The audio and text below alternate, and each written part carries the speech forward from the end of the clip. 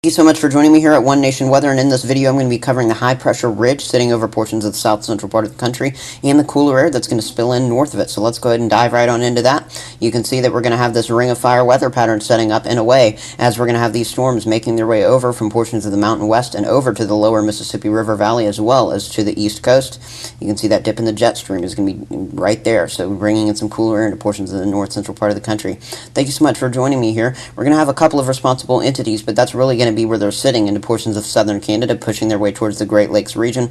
One of them will be a cold front, and that will be on the weaker side until it makes its way towards the east coast with just isolated severe weather. But then we'll see some more dangerous severe weather, I think, as we head towards the late week and the weekend. What else is dangerous? This heat, the combination of heat and humidity will result in daily maximum heat indices over 110 degrees and expanding through eastern Texas and the Arklatex. You can see those pink alerts are excessive heat warnings, but just an expansive heat advisory into portions of the south central part of the country as well as into Florida. The excessive heat warnings will be issued later in the week or even early in the week for us here. 110 to 120 degree heat indices mean that extreme heat is pushing on in, so something to watch there. Heat can fuel storms, so from portions of Missouri all the way down to Louisiana, we have the Monday severe weather risk, but that also goes back into the high plains, and we also have a zone right along the Atlantic coast there in the southeast.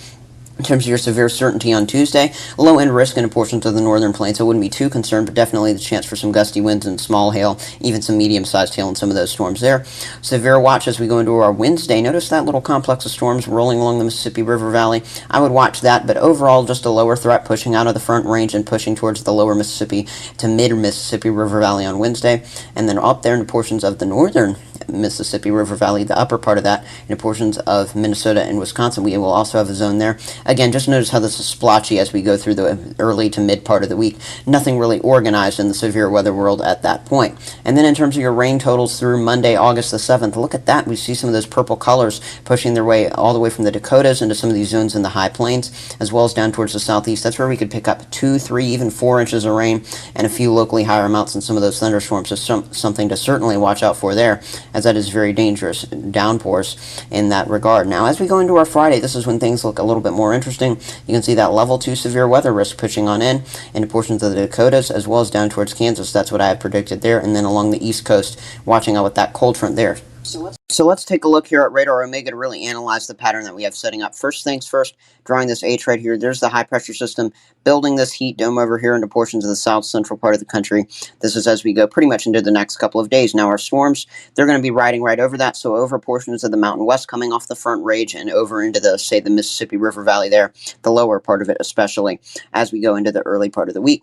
Now as I play this out further, you can see that system really evolving, and we're going to have this one kind of dragging out of the Great Lakes and pushing off towards the east coast. So yes, it's going to be a very messy finish to the week along the east coast with afternoon showers and thunderstorms developing there. But notice this new entity right here that I'm pointing my arrow at. You can see that really starting to get going, and as that develops, it's going to start to form some of these storms. And these right here, these are the ones I'm really going to be watching as we head towards this weekend, because those are the ones that are going to have the potential to produce more of the damaging winds, the hail, maybe even a tornado threat as this spins through. But that's also going to be an entity that really begins to drag in even more cool air, which is why the Climate Prediction Center is predicting such chilly air to really get going into the north central tier of the country. So that's what we're watching there.